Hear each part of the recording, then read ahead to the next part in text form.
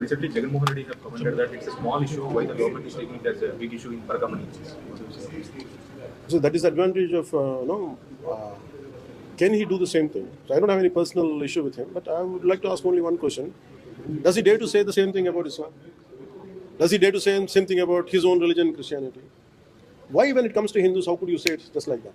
Snap of finger. ప్రజాస్వామ్యానికి అత్యంత ప్రమాదకారి Pawan Kalyan, very very very dangerous person to the society.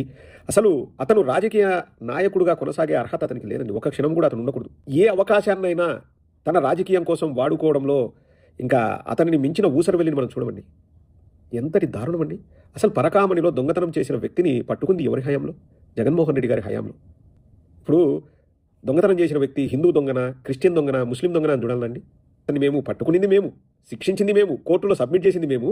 ఇంకా అంతకంటే ఎవరైనా ఏం చేస్తారు? చట్ట ప్రకారం మేము చేశామంటే అందులో మతాలను లాగి ఏం సాధించాలనుకుంటున్నావు పవన్ కళ్యాణ్? అసలు